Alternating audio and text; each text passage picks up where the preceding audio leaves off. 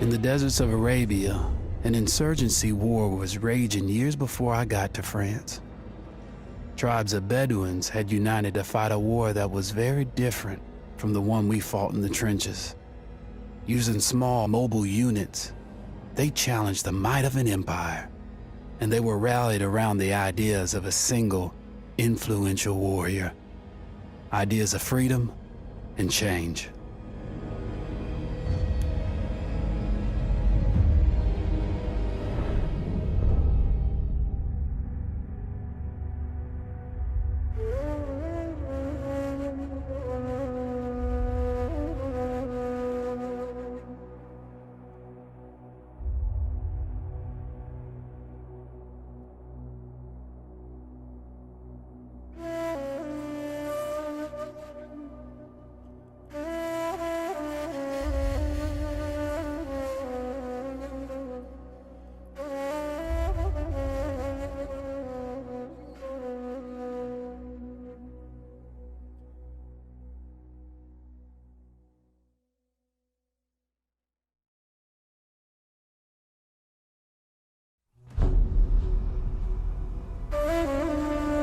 The Arabian Desert, a vast ocean of drifting sands and scorched, sun-baked rocks. Beneath these endless dunes, oil, the lifeblood of our new mechanical century. For more than 400 years, the Ottoman Empire has ruled these lands, controlling all that's to be found here. But the Ottomans do not rule unopposed. Small bands of Bedouin rebels have united to overthrow the empire. They strike without warning and then vanish into the desert. Fighting alongside them is a lone British officer whose exploits have earned him wide renown. The world has taken to calling this man Lawrence of Arabia. In the desert, you rely on good planning, but you also hope for a dash of luck. And luck was with us when we learned of a recently derailed Ottoman train carrying a most interesting piece of cargo.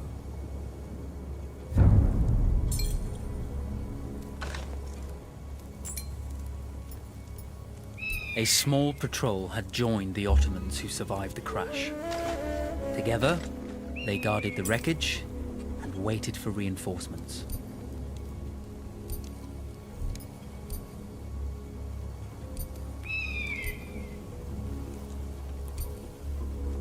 When your enemy has better weapons and better equipment than you, steal from your enemy.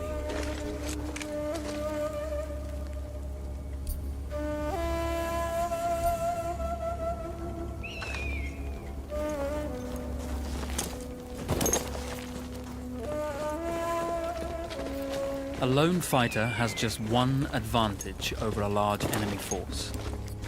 A lone fighter can move unseen.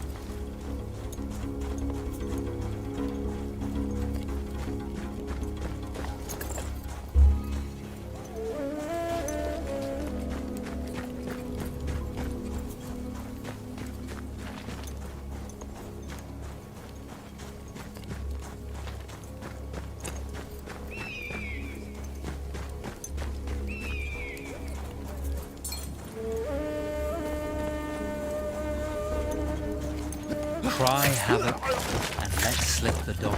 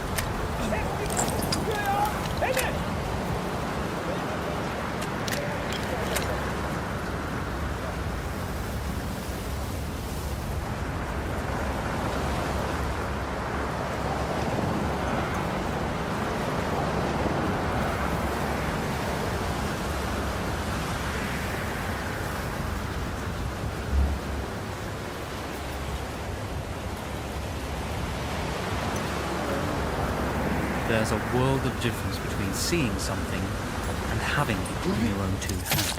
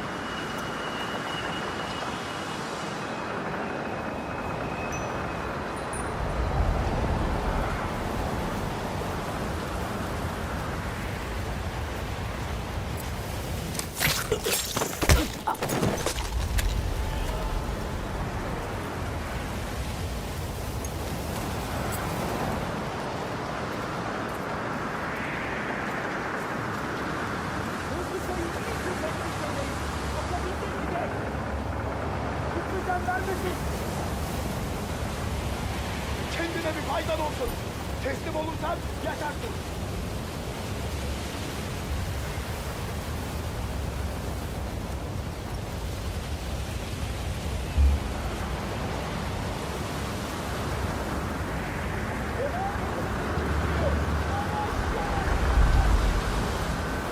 Bana bırakın.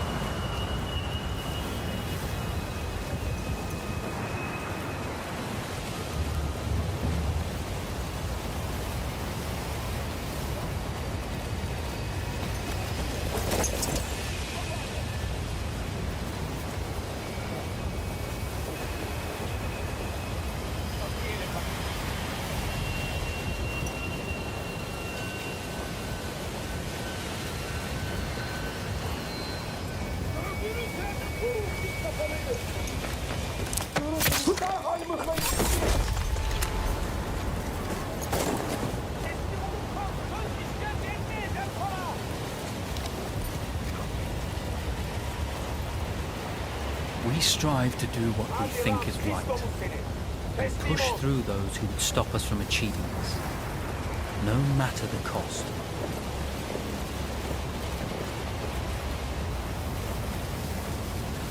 Çık dışarı. Ben senin dostunum.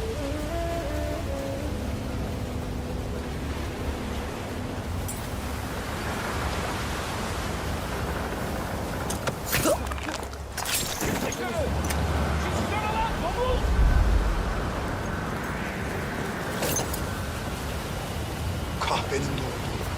Kıpırdama! Domuz kılıklı! Kardeş!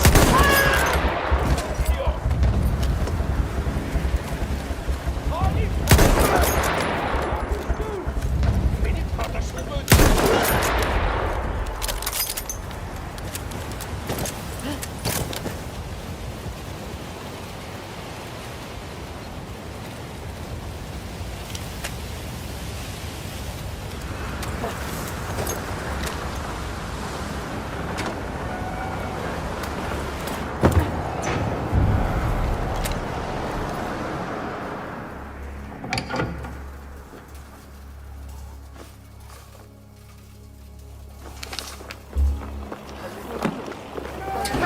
Vaziyetini bozma. Tamam.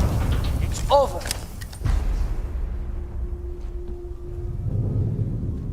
Well, you did not think we would be fast enough to catch you here, did you? Lawrence of Arabia.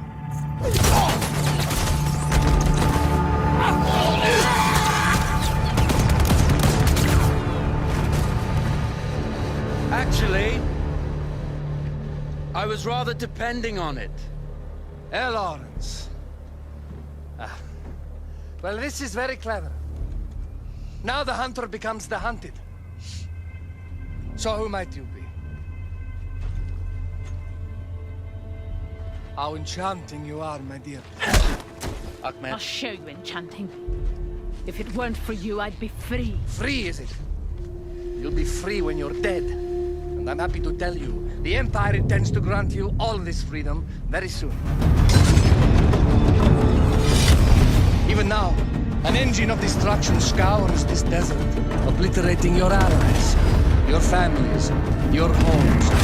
Soon there will be nowhere to run. Nowhere to hide. Soon all that you know, and all that you love, will be ashes. You will all be free to die. Oh. You animal! Zara!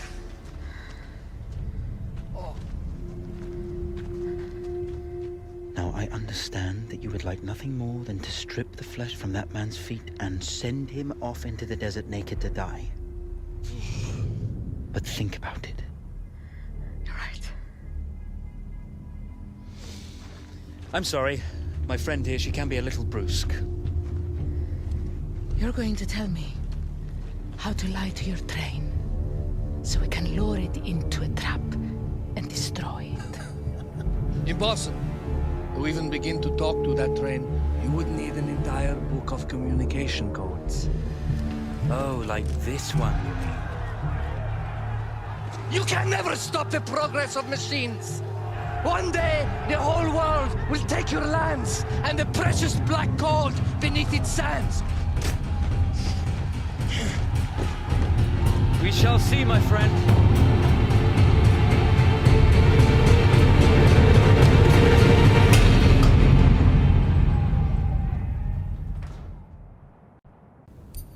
Of course, obtaining the codebook was not enough. To destroy this iron dragon, this Canavar, as the Ottomans had named it, we had to send it 3 encrypted messages telling it to stand down. There were Ottoman outposts scattered along the railroad tracks. The commanders there carried high-priority message capsules.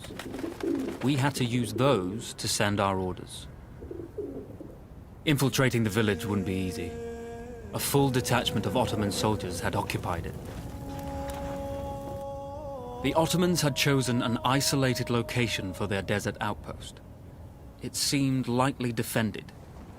It was also well stocked with arms and equipment. The ancient ruins were all that remained of a civilization now lost to time.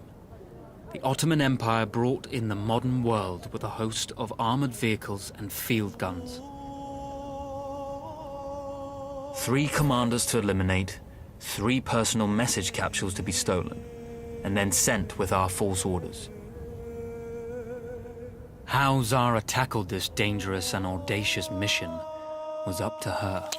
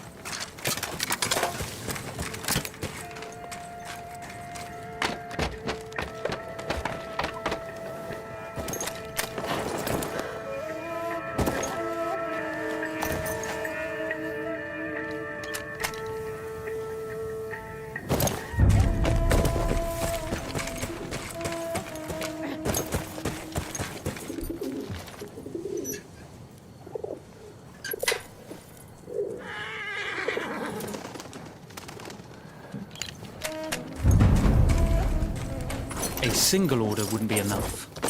Ottoman protocol required the message to be received in triplicate before the train would acknowledge it as genuine.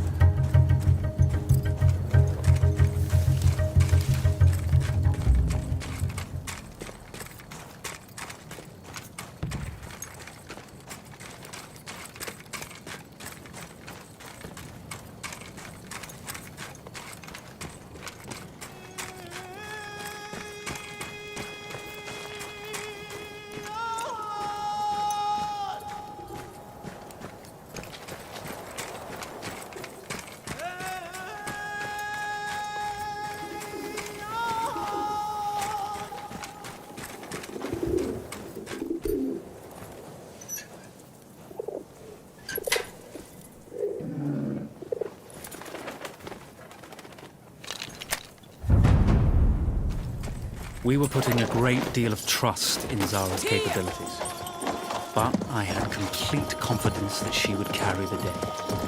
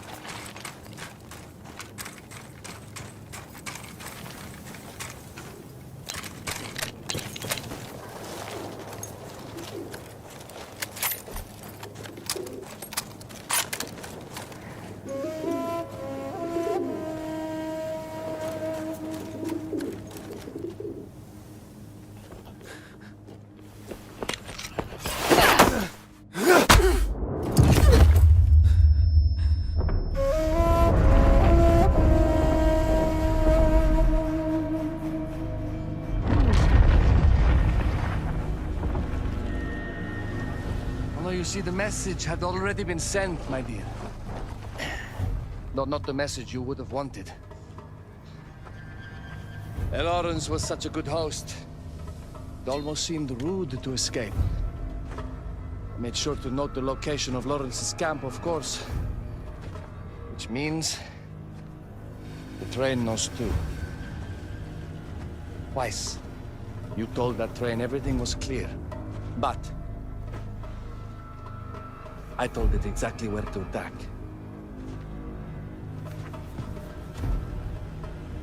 The beast has your scent, my dear. And it's coming to slaughter you and your little band of rebels. First, the firestorm from the cannon. Then, up close with the troops to slaughter any survivors.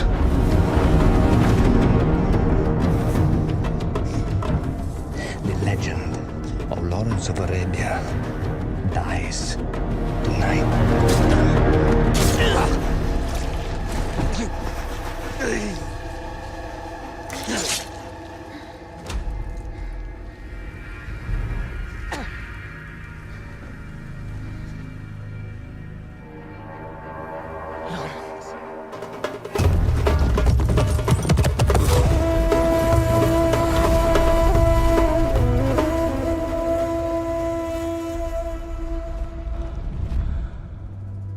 You slipped away just in time. Tilkici was a fool to think we'd ever stay after he escaped. The Canavar won't stop hunting us. No, it won't. Let me think. The train's coming a long way.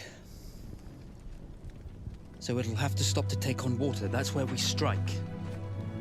Agreed. I'll deal with any sentries, then rig explosives on the track. Yes, and I'll rally our fighters. When I blow the lines, the train will be trapped. So when you hear the blast, you need to attack them with everything you have. It's good. But you know that there's a chance the men may not come. You may set off those explosives and find you're out there all alone. You know that. I guess I won't know either way until I set it off.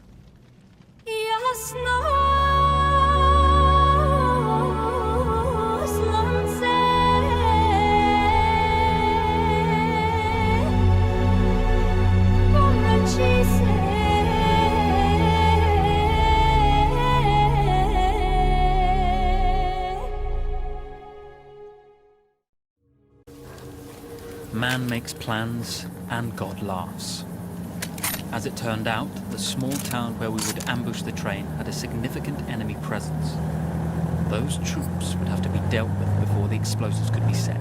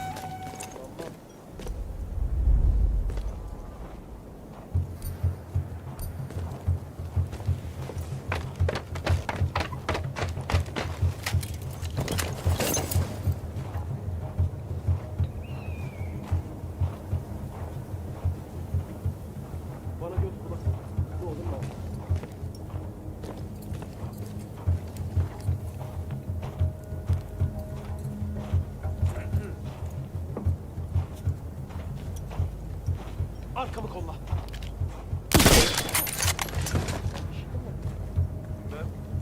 Kulaklarım hala acımıyor.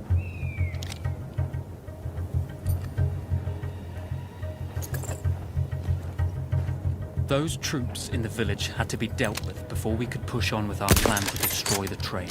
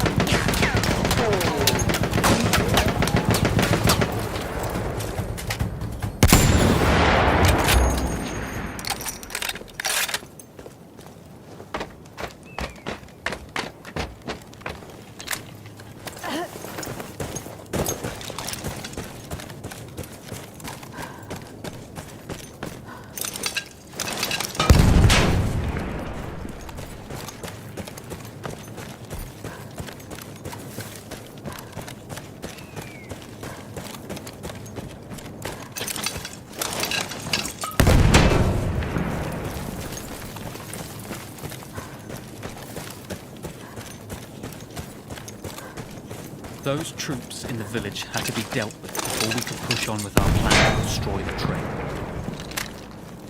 Once Zara secured the town, the trap could be set for the arriving train.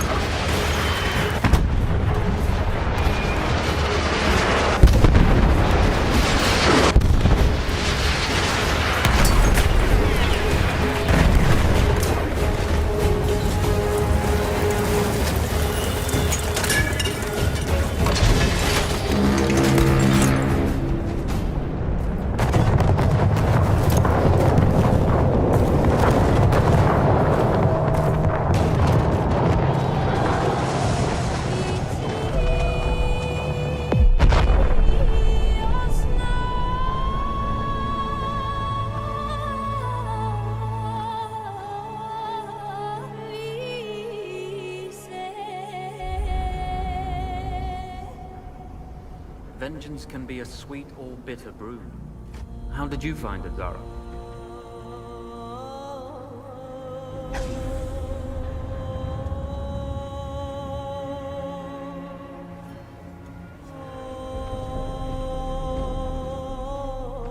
And you're right, we do need to think bigger, act bigger. Maybe even the Suez Canal.